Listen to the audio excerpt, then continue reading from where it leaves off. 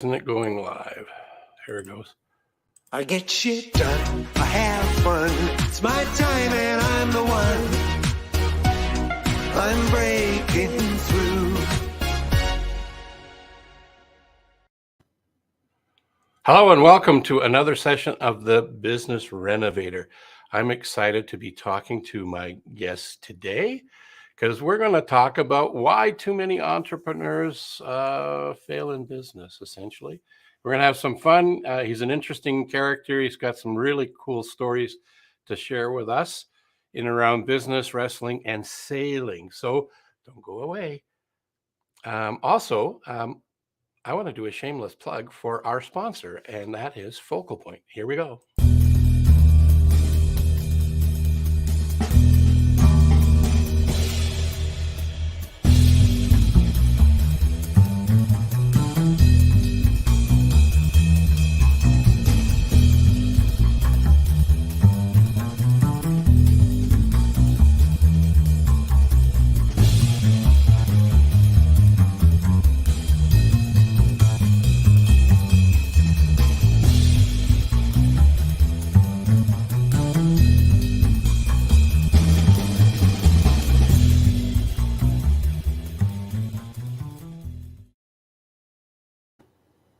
So, do you own a business? Are you an entrepreneur? Are you a salesperson or professional? Ever had a question that you wanted to ask a business coach around time, team, money, or exit strategy, or future strategies? Guess what? You're in luck. Both myself and my guests are one of a couple of hundred around the globe. So if you have a question, reach out to us. We'll be happy to answer it. And if I don't have the answer to your question, or my buddy Michael doesn't have it, we can introduce you to another coach around the world, like I mentioned before. If you're watching this live, thank you for being here. Appreciate that. And if you're catching us on the replay, remember, #replay. Let us know where you're coming from. We'd appreciate that. If you have a question about the show, or if you have somebody that you would like to get their story heard, let's get on the Business Renovator. So I would like to start by talking about Michael. Michael's my guest today, the fellow I said who has got stories about wrestling, sailing, and how they apply to business tenacity and resiliency. His specialty is increasing the profitability of businesses, sales and marketing, entrepreneurial training, conducting business with the Commonwealth of Massachusetts, providing offset and digital printing, which I didn't know until I got his bio. So let's bring him on. He's the CEO, owner of The Business Coach. Michael, welcome. Well, thank you, Phil. Thank you for inviting me. Thank you for sailing into our show. How's that? It's a good intro. Oh, how long have you been with Focal Point? Been with Focal Point since 2018. Okay, cool. And then you've been an entrepreneur and a business owner, a CEO with a variety of different companies. How long have you been doing that? Look, you look like you have a lot of wisdom. So I started thebusinesscoach.com in 1997. So I've been doing this. This is my 25th anniversary. Wow. And before that, I was in manufacturing and software. I've started 6 different companies before this. You started 6 different companies? Right. Start my first one at 6 years old. What was that? You can beat me. I was going to brag about mine, but I was 8. Should I really go into it? Yeah, sure. Why not? Okay. So I lived on the south side of Chicago, and people complained that they had to take their garbage cans out from the backyard to the front curb every Wednesday night, because then the garbage truck would pick up their garbage on Thursday, and then they'd complain and have to bring the garbage can back on Thursday. So I listened to the marketplace. There was a problem out there. My dad had this little 2-wheeler that you could wheel the garbage can out, because, 6 years old, I was really small. Right. The garbage can was, maybe about as big as I was. And I asked my dad if I could use this 2-wheeler to start a business where I could bring people's garbage cans from the backyard to the curb on Wednesday nights and bring them back on Thursday. So it goes, what's this business? I've never heard of anything like this. I go, watch. So I knocked on my neighbor's door and I said, I'll bring a can out, the full can, for 10 cents, and I'll bring it back for 5 cents because it's empty. the next day. So most people had 2 garbage cans. So I would get 20 cents on Wednesday night to bring the cans out, and 10 cents the next day to bring the 2 cans back. And I started doing more neighbors, and I did my whole block. And then my mom let me cross the street so I could double my marketplace and do the other side of the street too. So that was my first job, and did it every Wednesday and Thursday. That's fantastic. So you just gave me the definition as I believe it to be. You find a problem and you provide a solution. That's and you what get paid business for is it, right? about. Yes. Exactly. Without even asking you the question, you gave us the definition of what being an entrepreneur is. Keeping your eyes open, your ears open, listening to the marketplace, and finding a solution to problems and providing that solution. Cool. I didn't think of it at 6. I was thinking about other things, but about 8, I had a similar story. Grew up in a blue collar family, 5 kids, and parents worked their butts off to provide for the family. When we asked for money, that was often said, no, if you want to make money, you got to work for it. I said, okay, can I borrow the lawnmower? So I opened up a landscaping business.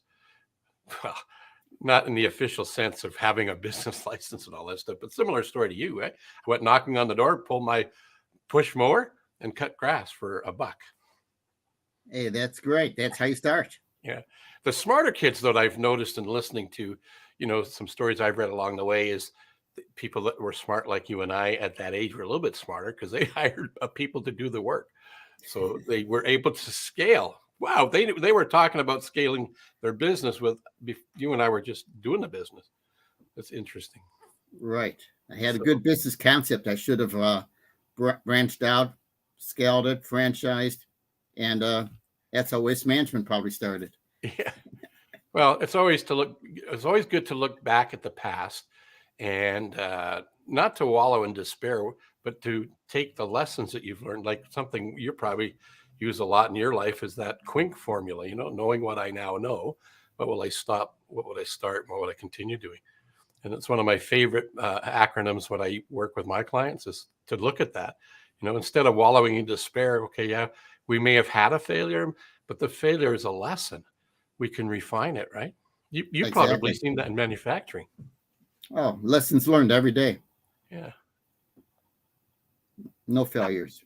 Now, I did brag a little bit about you being a sailor, and in your bio, you say you do powered and then by sail as well. How did you get into that space?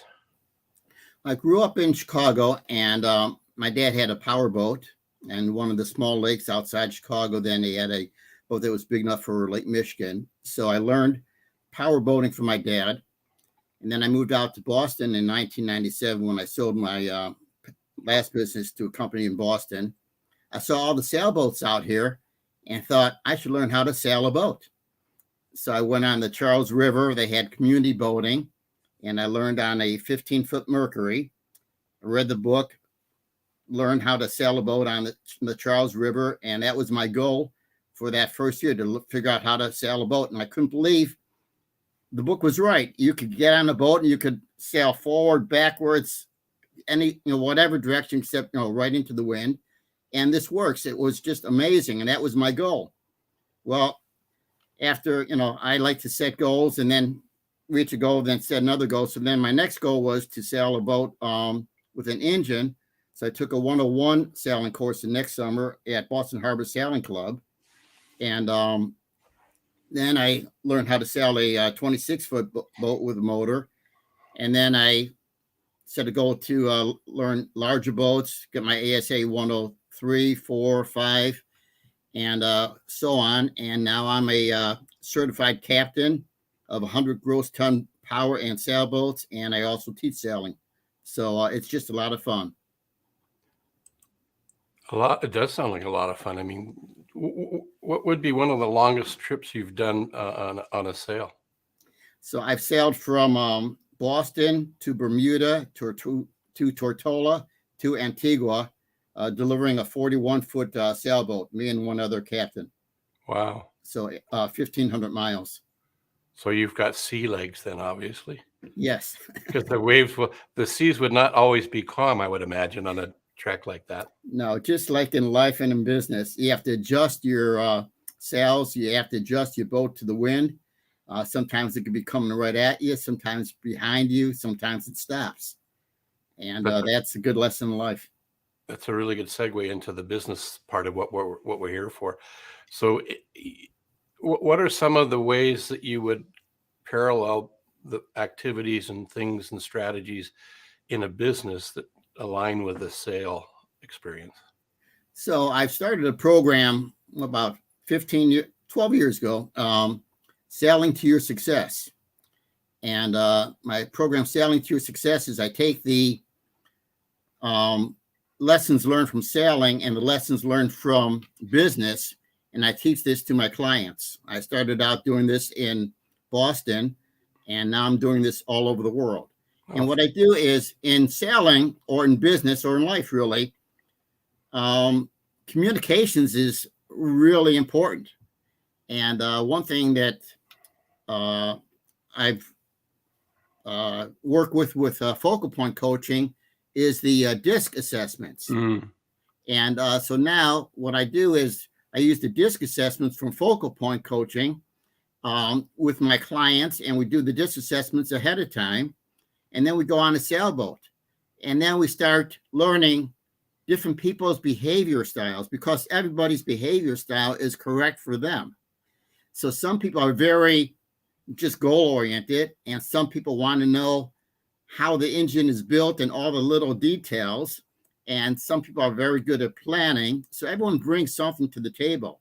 So with these DISC assessments, what I do that with focal point coaching, with the DISC assessments, they show how someone is stronger in some areas or other areas. Their behavior leans towards they're very goal oriented or people oriented or analyzer or compliant.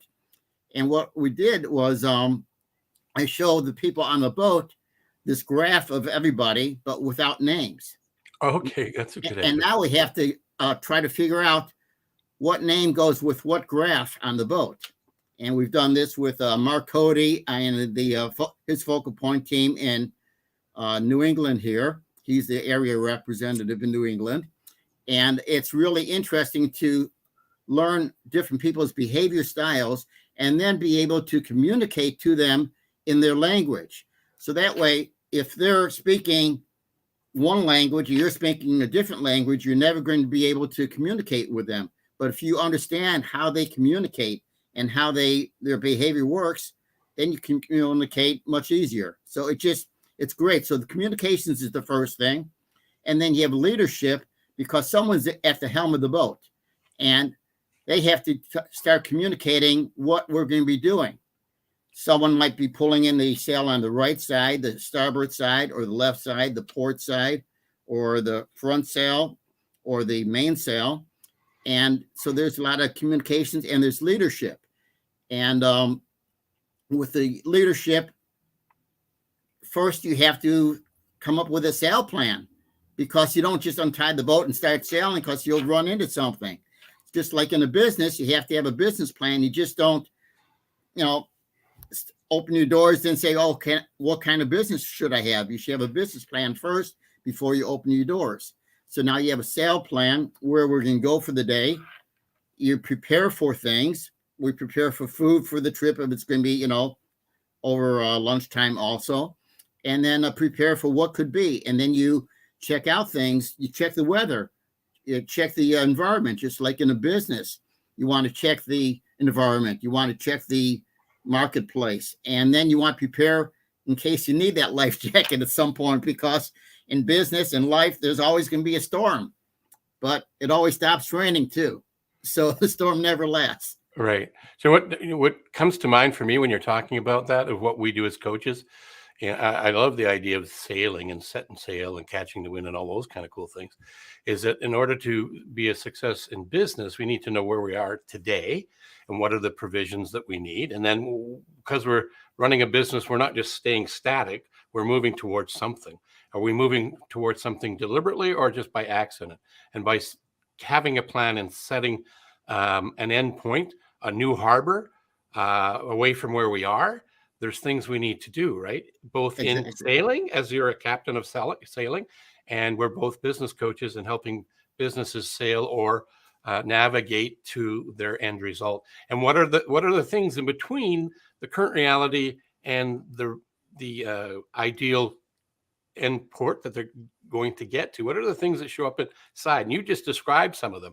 Need to have food, need to have provisions. What could go wrong? If that goes wrong, what's the contingency plan, right? But you're always Exactly. keeping your eye on the end point. And if the winds change, because the weather does that, right? And so does being an entrepreneur, things show up. We are all living through this pandemic. 2 years ago, we never even knew about this stuff. And so we need to adjust to that sort of thing. And what I'm hearing and taking out from your sailing stories is very similar. It parallels it quite a bit, doesn't it?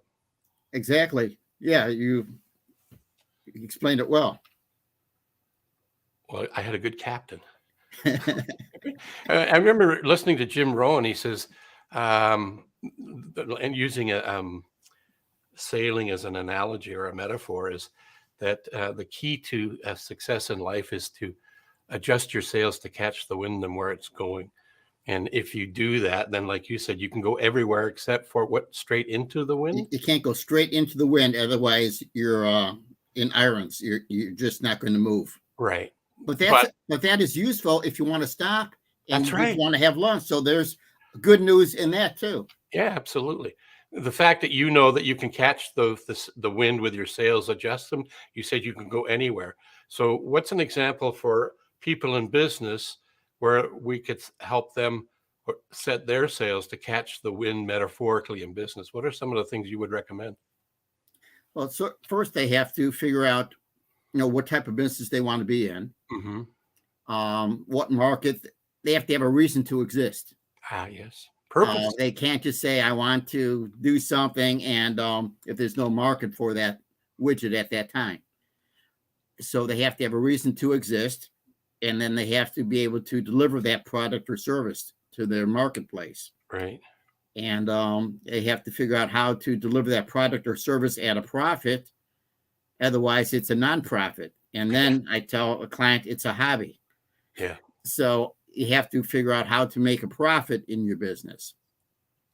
And then you want to put a team together, and you want to look at your organizational chart. Sometimes I'll work with a client, and their organizational chart might have their name in every slot right now because they're a solo entrepreneur and they're just starting a business.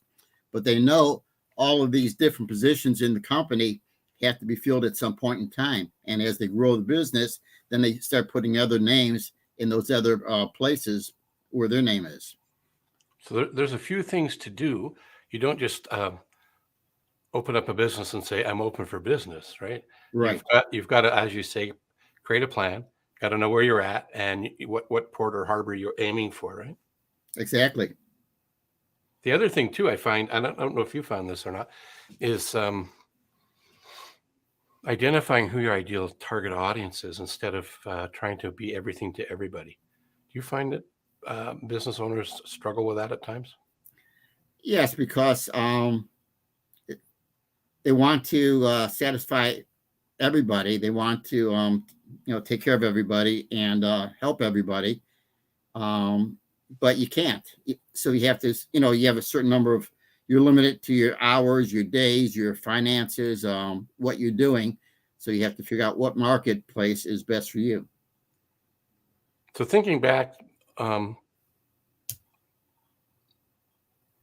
through your client base over the years, do you have a favorite success story that makes you feel fantastic? What you help them accomplish? Okay, so this would be a good one because we talked a little bit before this podcast went on air, and you talked about the printing industry. You had some interest in that. So I was showing at a tabletop show on way to market at a Waltham Chamber of Commerce, and I had my display, the business coach, and this other person, Harry, had his display. Is a printing company. And, people exhibiting at a trade show. They talk to the person next to them throughout the day. And how's business? Oh, Harry says, yeah, business is doing good. And that's great. And Michael, what do you do? And I tell him my background, how I started companies, and I help companies now, and my educational background and everything. We start getting to know each other. And then he says, you know what? Could you stop by? You might be able to help me a little bit, with your knowledge of business, because he really knows printing well. Mm-hmm. So, and he says, his business is okay, but maybe you could help me a little bit or come up for some ideas. So I said, okay, I'll see you next Tuesday at 10 o'clock. We set up a meeting. I drive up to his printing facilities, and I see a for sale sign. So I walk in, I say, Harry, you said things were doing pretty good. Why the for sale sign? So he said, well, my accountant told me I should sell my building because I need some cash to run my business. And then we could stay in business longer. So I was listening, because you have 2 ears and 1 mouth, and start, asking some more questions and all that. And I said, why, how long have you been in business? He's been in business a number of years, but things been rough. The economy was rough at the time. The environment, just like the winds change and all that. Yeah. And I said, well, I think I could help you, and here's what I could do. Maybe I'll come in here a couple of half days a week to just get you started on a easy program. And after my second day, I said, we should go out there, take down the for sale sign and burn it. So he goes, what do you mean? I go, we're going to make money running a printing company. We're not going to try to raise funds selling your building and then you'd be paying rent. That's not the way to do it. So I convinced him that we would take the sign, we would put it behind the building. He didn't want to burn it or put it in the dumpster. He had some confidence, but not completely. Like there's an old story about a general that burns their ships after they go to an island. Yeah. So I was using that example. So what we did after a short period of time, he decided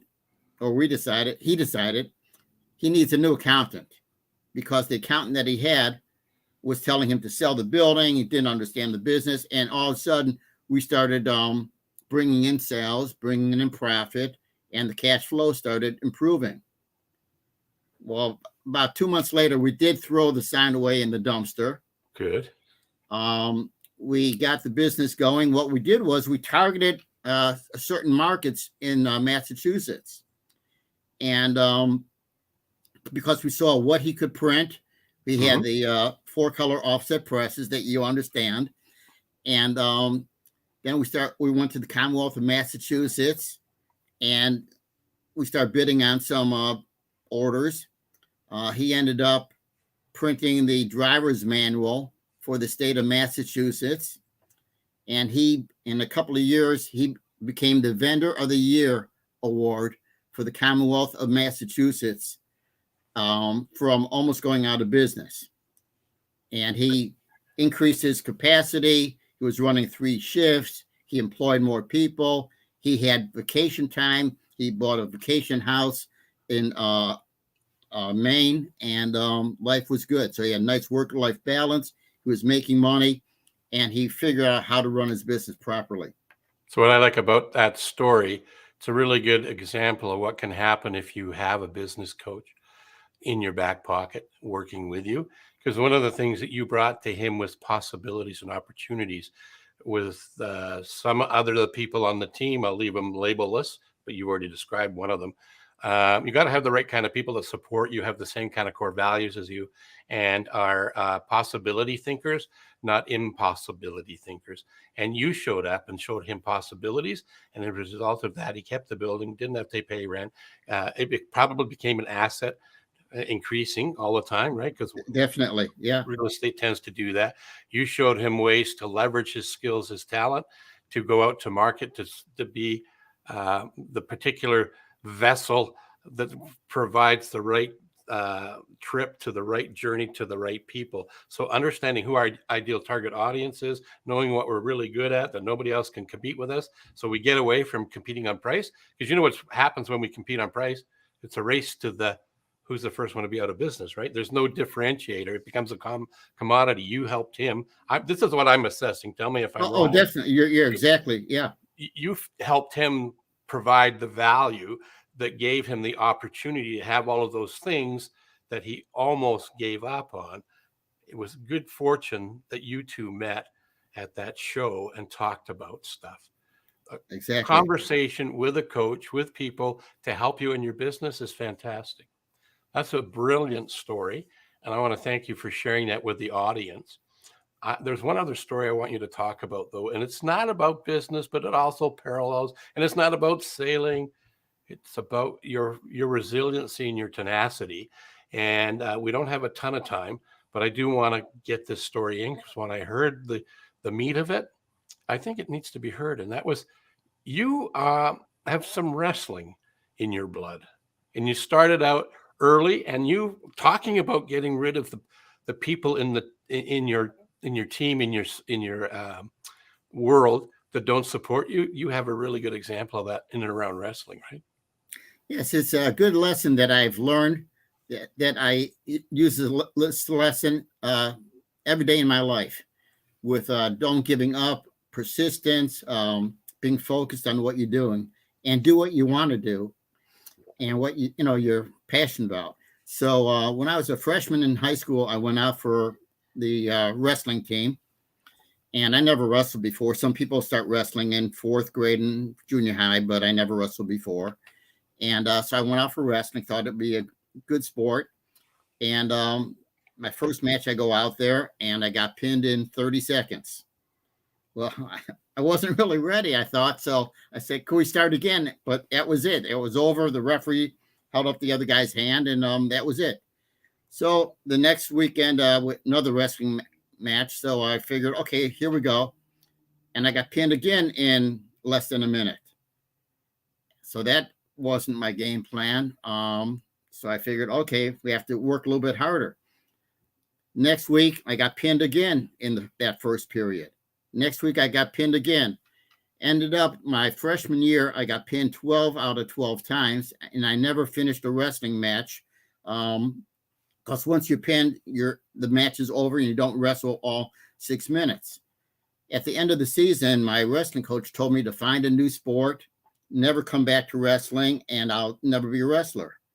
I went home and told my parents what the coach told me, and my parents said, well, what do you want to do? I said, I think I could figure the sport out. I want to become a wrestler. I think I could be successful.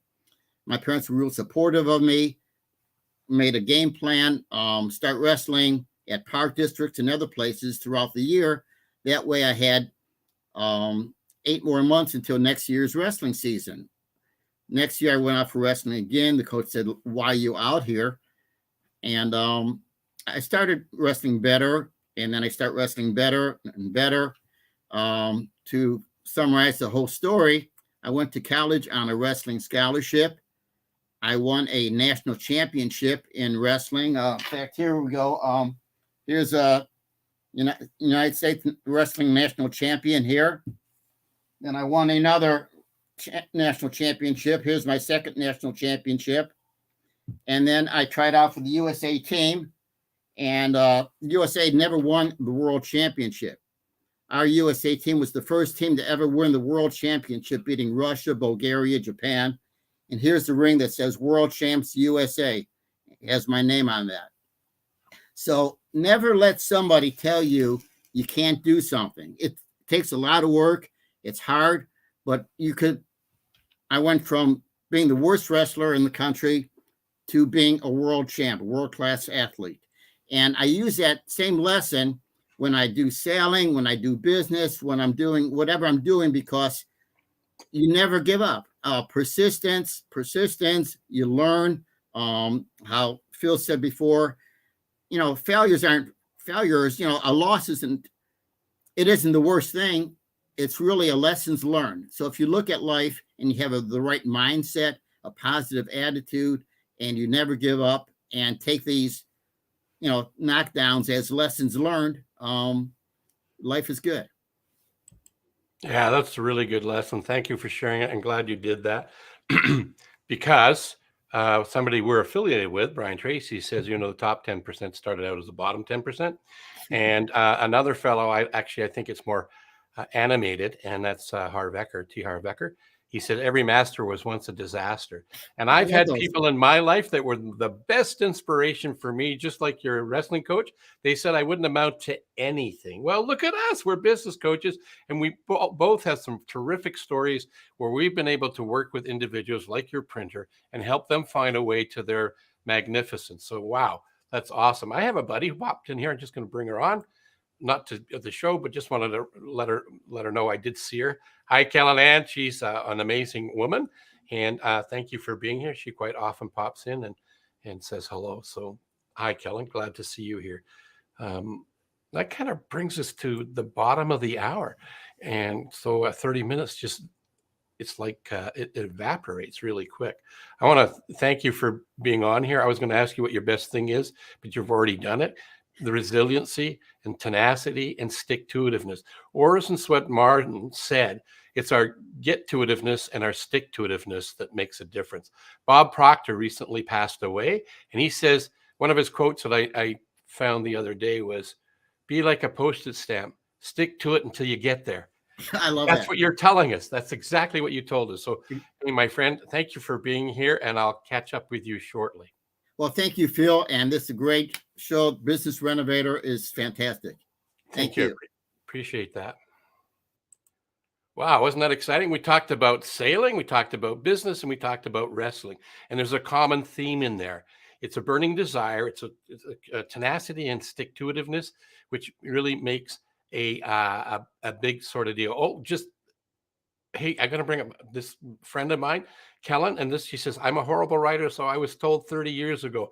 She's written books. She does. If you ever get a chance to hang out with Kellen and find her story, it's amazing. I have some of her product here, but it's not in front of me. But she has a company called Cards That Wow, and they do wow. I can't show them because I don't have them here. Sorry, Kellen, but I can't show them. They're good. Anyway, I would like you to do what one of my mentors taught me many, many years ago, and that's to be this, as I find it, to bring it up, go out and be wonderful because you really are. And the you is deliberate because it represents you. You are unique, as am I, as is Michael, and as is Kellen. So go out and act like yourself. Be uniquely wonderful. Thanks for being here on the Business Renovator, whether you're catching us live or on the replay. And again, I want to thank Michael for being here. What a great guy he is. What a great story. And if you have a question for a business coach, reach out and ask us. We'll be happy to talk to you. On that, we'll catch you on the flip side. I get shit done. I have fun. It's my time and I'm the one. I'm brave.